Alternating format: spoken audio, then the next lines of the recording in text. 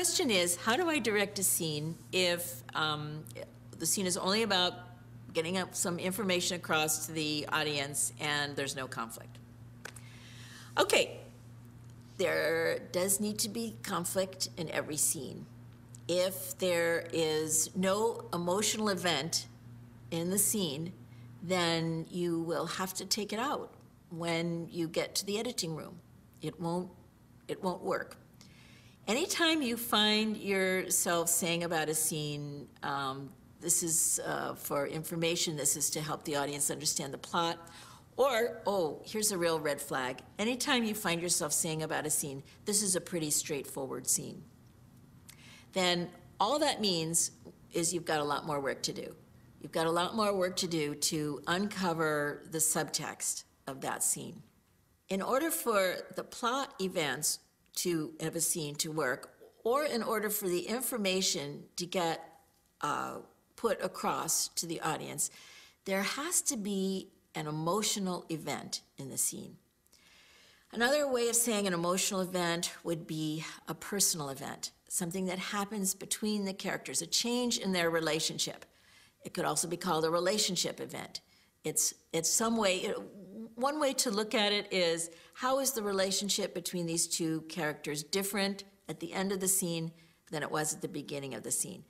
And if you find yourself saying, well, okay, character A has conveyed some information to character B, and that's what's different about their relationship, then you haven't done enough work. A simple way to ask yourself the question is, are these characters closer together? Do they like each other more at the end of the scene than they do at the beginning? Or do they dislike each other and distrust each other more at the end of the scene than they did at the beginning? That's, one simple way to get yourself started about asking, what's the event in their personal relationship? So one of the ways you go about coming up with ideas for that is to ask yourself questions, first of all, about their emotional history. How well do they know each other? How long have they known each other? After you start asking some questions and getting some ideas about the emotional facts of their history, then you might start to get some ideas about their need toward each other.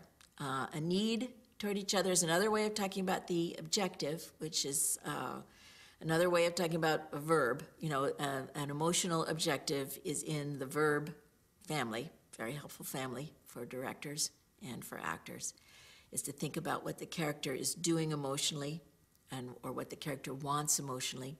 The objective is what the character wants, what the character needs.